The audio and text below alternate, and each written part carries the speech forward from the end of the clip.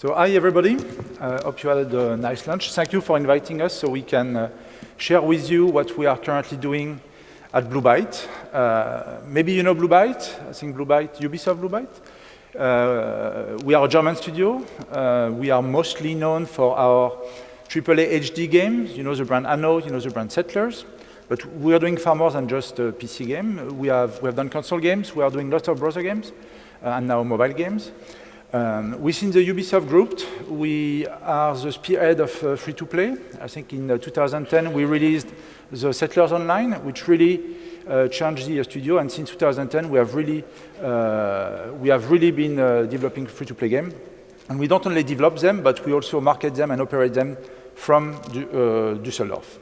So basically in 2012, we wanted to go to mobile. We thought we had some good ideas to bring to mobile, but as we are operating our games, we knew also, and we could see that the acquisition cost was something which was on the rise, which was increasing. So acquisition is an issue. And luckily for us, we are part of Ubisoft. And as you know, in Ubisoft, we cherish our brand very much. And what we were thinking at the time is we really truly believe that by bringing and using a brand with a worldwide appeal would help us actually to reach a wider audience. So we discussed. 2012 was important because it's the creation of Ubisoft Mobile. And we started to discuss with them, with the ASI brand team, to see what we could do. Of course, one of the first ideas which came out was, oh, you're the guy making Anno, maybe we could do a Anno meets Assassin's Creed. That might work. And we discussed together, and we thought actually that was maybe not the best thing to do. I think we agreed there was a bigger opportunity, an opportunity which is, let's bring for the first time a real Assassin's Creed experience to mobile fans. They've been waiting for it. They had many AC games, but not exactly giving them what they wanted. And so we need to give something which is AC-like, of course, adapted to free-to-play and to mobile. But our objective at the beginning, we thought that if this works, actually it's a great opportunity because we could really it could become the most played Assassin's Creed game among all the games that we've got. So we discussed. It was very important for us, if we wanted to reach this audience and to give this experience to people, to understand what was the pillars of the brand. So we discussed with the SA brand team, and at the same time, it was a good opportunity for us to explain, well, if we want to do free-to-play, if we want to do mobile, we have some constraints and some must-do or must-don't-do that we need to follow. And we discussed. And today the objective is really to share with you what we have discussed and what were the choices that we have made at this time. First, we discussed about story. As you know, when you play an AC game, you are driven by the story. You want to know what's going to happen. And that's something, when you do free-to-play, which is not recommended. Why? Because a free-to-play game, the day it's launched, it's the beginning of its life, so it's going to evolve, and actually players are going to spend lots of time, much more time in a free-to-play game than in other, any probably console game, in average. And then you need to add content, and there is no content that you burn as fast as story. Some people will do it in one afternoon, and then you've got no content. So you need to think in advance about how am I going to evolve my game when it's released, and can I afford it? And of course, story was not the best idea. Also, the way it's done in the game, in the HD game, is really by having a very important scripting. There are a lot of cinematics, dialogues, and that's also something which, for the same reason, is not something that we thought was right to bring to a mobile.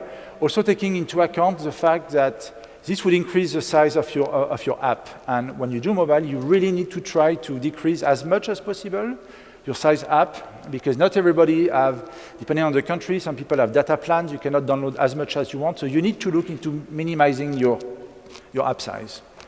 Of course, if you do an AC game, it should be based in history. History is your playground, and it's us also, so we have decided to choose as the first setting, Renaissance Italy, so the AC2 era, and I will explain to you why after. And not only history is your playground, but you have also this Abstergo meta story, which exists since the first AC game, and that's also something we've brought into the game. So into Identity, you are a beta tester of Abstergo Entertainment, and you are currently playing Memory Fragments. And then one of the big discussions we had at the very beginning, which is very defining, is who should be the lead character. And at this time, that's where we wanted to bring something different. We thought we will not have a lead character, we will not have an Altair, an Ezio, because we wanted to do a role-playing game where you can actually create your own character. Why did we want to do that? For many reasons. First, because we are a very small team compared to the multi-studio approach of creating one HD games. So even though we want to bring a real experience to the player, of course, it's not going to be the same. So we wanted to have something different. We don't want to be compared exactly because we just cannot win this fight, and it was not the purpose. So by doing a role-playing game, we're actually bringing something a bit different, so people would not be compared directly. At the same time, we know from market data, we know our players, and role-playing games were their second favorite genre after action. So it was fitting really well. And there's always been this fantasy. I would like to create my own assassin. I know who I want to be, and I want to make it. And that's really what's going to drive our games. That's your objective, is you are going to create the assassin that you want to be. And it was also working really well for the mobile, because when you are creating a mobile game, I think many people have said it, you need to consider Asia. Asia is between 40 to 50% of your potential market, and we know that role-playing game, although different, done differently, but it's a very popular genre in Asia. And at the same time, it's also a genre which exists as a free-to-play genre since many, many years. So there are lots of mechanics, people are used to it, and we know it's something which works. So we were in agreement that role-playing game was a good idea. Then we had to discuss what we call in Ubisoft about the 3C, which is camera, character, control. So every HD game, as you know, is a third-person action game. And it's not what we were thinking about at the beginning. We wanted to do something more isometric, linked to the genre, action RPG like Diablo, isometric view, Dungeon Hunter, because it had many advantages. It's not as demanding in terms of assets. You can hide more things. It's a kind of better performance. But when we are discussing about what does it mean to have a real AC experience, the first thing that everybody will tell you is, well, in a real AC game, I need to be able to climb up the building. I need to be able to go down. I want to be able to jump from one roof to the other. So it was apparent that this was very important. And if you really want people to feel what it is, that's something that you had to do. So that's something that we got in our games. If you play the game, when you will play the game, you will see everything you can do in an AC game in terms of navigation, this freedom of navigation, we have it. You can do the leap of faith. That's something that people wanted. But then this had consequences, because it's not satisfying to do that in an isometric view. So we had, after doing many prototypes, we just realized that at the end of the day, we have a third-person camera with a free camera, just like in the HD game. Then when you know you're going to visualize your character, you have to look about control. And as I said at the beginning, we saw this opportunity to bring this brand to a lot of people. And for this on mobile, you need to consider the audience. So there are a lot of discussion about core gamer, mid-core, casual. I would say more than that, there are people who are just not used to play with a pad, and their natural way of playing is touch.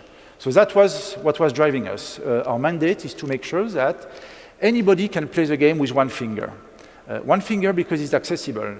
Many people are going to tell you, I love Assassin's Creed, I love how it looks, but I'm not a console gamer, so it's difficult for me to fight, it's difficult for me to navigate, and we want to make sure that in this game, anybody can actually play it. So that's what we've implemented. At the same time, we have lots of fans, and what we realize is actually when you give a tablet or a phone to somebody who is a console gamer, naturally is going to pick it like this and try to do it like if you had a pad.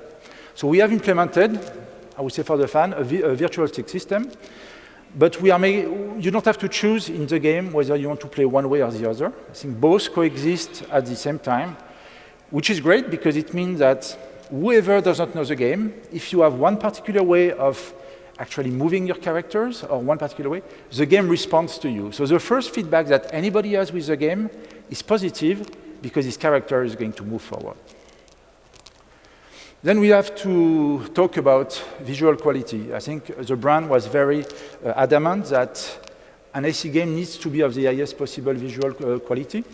So we made two choices to make sure that we could deliver on this promise. First, we use a technology, which is Unity, which enables us to deliver a great game.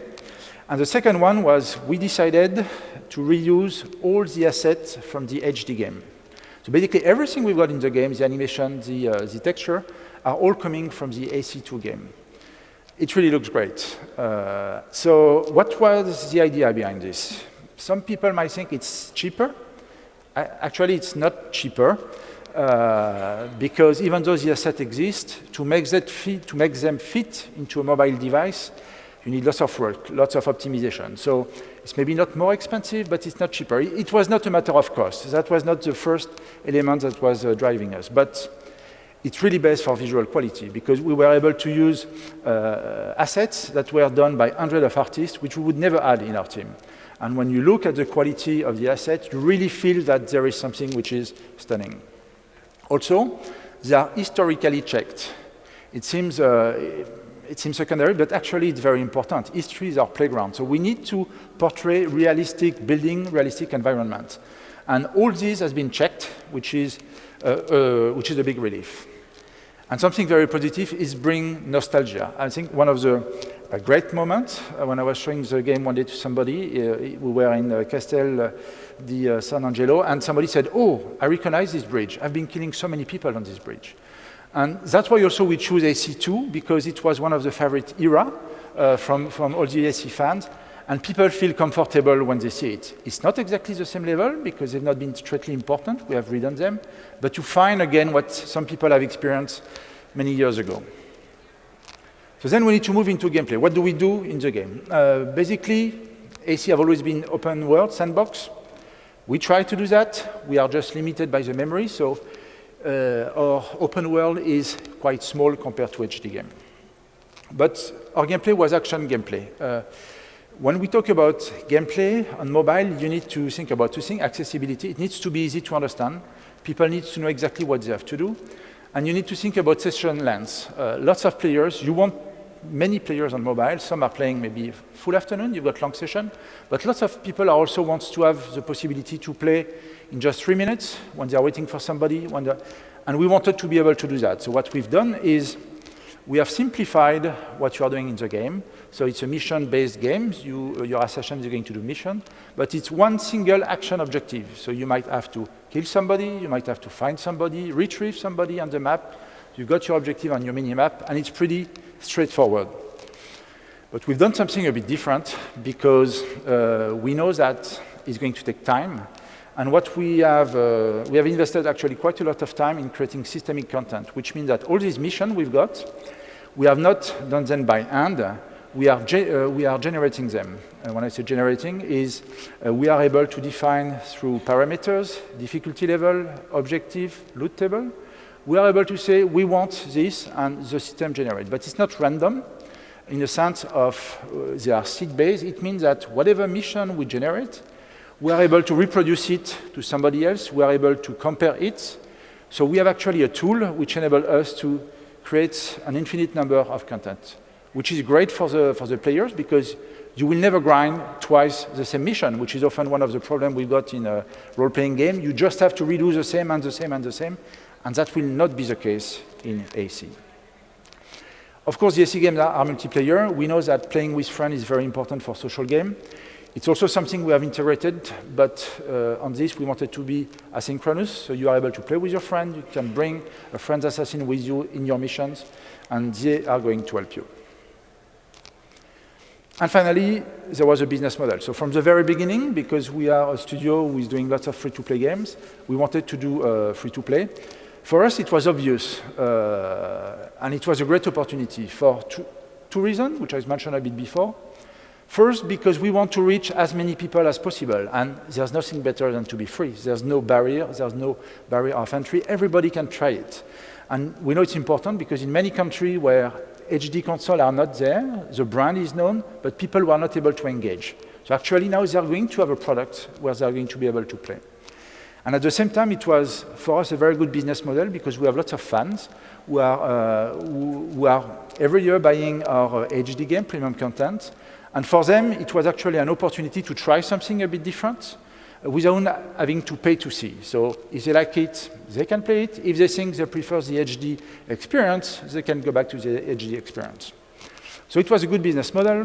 What we've done, I think, will be probably, we've done lots of things. I think what I would just mention is some of the principles we are trying to apply in all our free-to-play games at Blue Byte. What we mean by fair is, it means that we want paying user, which we call a supporter, or a non-paying, to be able to access the full content of the game for free, or to have access to the same item. Of course, if you're a supporter, you're going to get items faster, and you're going to have a reward. But there's no segmentation about saying you won't be able to access the content.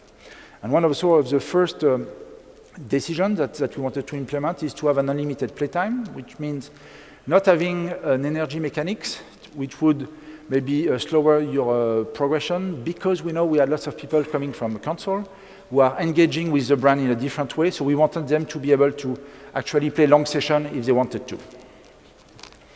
So that's what we wanted to do, which we've done, which we have partially released because we are in soft launch. And we've been learning lots of things in soft launch. At the beginning, the talk was called Making Of, but actually, a free-to-play game is never made, it's always in the making, so we are always evolving it. And from this soft launch, we've learned interesting topics.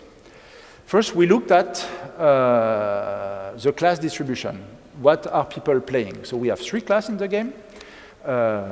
So there you have one very simple screen where you can choose. They are described very shortly. And we just realized that, oh, we might have a class which is not very interesting because Trickster has only been picked up by 15% of the players. So we discussed with the design team, but Ray, our lead game designer, has a good idea and say, let's check something. Let's see if we change the order of presentation of the class, would that make a difference? We are not so convinced, because if you do a role-playing game and you want to create something, is it going to change? What do you think? Well, suddenly, by putting the Trickster as a second choice, we just realized it was a very popular choice. And the Berserker, on the contrary, was not a popular choice. So for us, it was quite a striking result to realize that something as fundamental as the genre actually did not have so much influence, but the position of your button was actually far more important. So we understood the importance even more of AAA, which means accessibility, accessibility, accessibility. And right now, what we are seeing from this result is we are relooking at our game to make sure that we are even more accessible than what we were before. So some of the things that we are doing, for example, we are trying to switch to a less brand-centric terminology. If you played the AC game, you know what the Animus is, you know what the Helix is, but if you've not, you don't know that. So what we are trying is not to make it disappear, but we are just trying to present it later, so when somebody comes into the game, he's not going to feel that there are elements that he does not understand. And what we're also doing is we are redoing some of the functionality that we had, that was our inventory. We can see that right now it's not optimal, so we need to make it more accessible. We're also working a lot on the accessibility of devices. When you do free-to-play, it's about what is your reach, on how many devices can you be. That's very important. And so our lower target, what we call our low-end devices, were the iPad 2, iPhone 4S, iPod Touch 5. And what we realized is, well, we've optimized a lot to make the game run on the devices. QA was testing, okay. But then we realized that a device in your QA is very different from a device from a real user. Because a real user is never closing any apps, is never closing his device. And actually, the memory that you got on this device is not as much as what you think. And we can see today that actually we have problems with these low-end devices. So we are really trying to work hard on this to really address the issue. The issue is not only that people can't see it, but even though right now we are telling people and players, watch out on the App Store, we do not support your device, you're not going to have a good experience. Even though we are telling them in the game when they arrive, oh, watch out, maybe this device is not supporting the game. They still come, they still play, they launch the game, it looks fantastic, it crashes. Then what happens? Well, of course, they are angry because they cannot play. So they go on the App Store and tell us, well, I'm putting you 1-star rating because your game looks fantastic, but you need to make it work on my device. And in the meantime, what it also means that when you look at your overall KPI, you realize that they are much lower because these players actually cannot stay longer because they cannot play. They cannot pay because they cannot play. So actually it gives you not the right picture of what the DNA of your game really is. So that's what we are currently working on at Blue Byte. Then the question is, so did we manage to deliver an experience that actually was in line with our objectives? So that was some of the first results we got when we started the soft launch. Without any warning whatsoever, Ubisoft has just soft-launched Assassin's Creed Identity onto the Australian App Store. Though we've only had a very quick look at it, it appears to be the closest thing to a full Assassin's Creed game we've ever seen on iOS. Described as an action RPG, the game puts you in control of your own customized assassin and then drops you into randomly generated sandbox missions. You can roam around a fully 3D Renaissance Italy, dispatching dudes and completing objectives over 16 different mission types. There's also a social aspect, which allows you to rope in other players from around the world to assist you in your murderous missions. We're psyched to see whether Assassin's Creed Identity can live up to its promise, and we'll have a full hands-on for you later today. Those of you in Australia can download the game for free right now. The rest of you will have to wait until the game goes global. The first feedback that we got from the press, from the fan, I think has been very positive. They can see that we are really trying to bring this real AC experience on mobile. That will finish my talk. So the game is getting close to finish. We are still looking for, if you're interested into the AAA mobile gaming, we are recruiting people. You can check our website. We are working also on, not only on the low-end device, but for example on Metal. We were featured at at one of the Apple keynote. So lots of promises. Thank you, Cyril.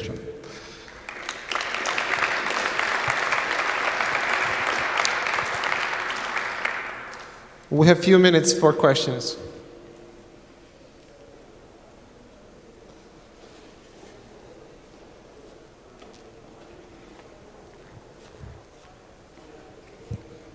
Yeah, a little question about, you said about the Blue Byte free-to-play principle. Was it hard to force that, or did you get requests from Ubisoft to change it to not follow that principle, or is it something that was in stone at the beginning of development? No, I think that's something where we are pretty much in line. I think also it's a matter of it's a matter of how do you see your players. So what I was saying, for example, we don't call our paying users, we call them supporters, because actually that's what they do. They are really supporting us, and I think we need to have the same approach to them than what they do to us. So they help us, and we want to also support them. So that's shared, there's no problem. Cyril, you were mentioning in your presentation the importance of Asia, yes, and making a game accessible in that region. What has been your strategy on making Assassin's Creed culturalized, or how did you adapt it for that market? So we have not done specific adaptation for the market. I think we made some choice from the very beginning that would be meaningful for the market. So having a genre, for example, that could work. We also know that the IP, the way it is currently, is very popular in Asia. So it's very popular in Japan, it's very popular in China. So we know that it works. I mean, the appeal is there the way it is. So by making sure that we would be faithful to the original IP, I think it was one of the best ways to actually make sure that it would work over there. Thank you. Any more questions? There's one in the back. Hi. Hello. Okay. I was wondering if you'd included control pad support, and if you could talk about your experience with that using Apple's control pad APIs, and if so, whether you're going to bother going through the mess of doing that for Android as well. So right now, the game supports the control pad. because I think from the very beginning, we wanted to ensure that this would be feasible. So we've made, for example, some choices to enable this possibility. So that's why, for example, you don't have any drag and drop in the game, so because we can control the control pad. So it's one of the features that we want to support for sure. Thank you. More questions? Don't be shy. Then I'll just ask another one. So I'm curious, what is your monetization strategy for your hardcore loyal fans? Is there any different strategy for them? There's no specific strategy for hardcore fans or for, I would say, the newcomers to the brand. I think the game is the same for everybody. I think maybe the only specific strategy we had for them is to make sure that actually it would be free to play, because it's different. It's not exactly what they've been playing, so they can test it and see if they like it. And if they do, they might want to invest money in it. If they don't, they will not have to buy something. That may be the only thing we've done specifically for them. But overall, there is the same approach. There is nothing specific. All right. Thank you so much. Thank you very much.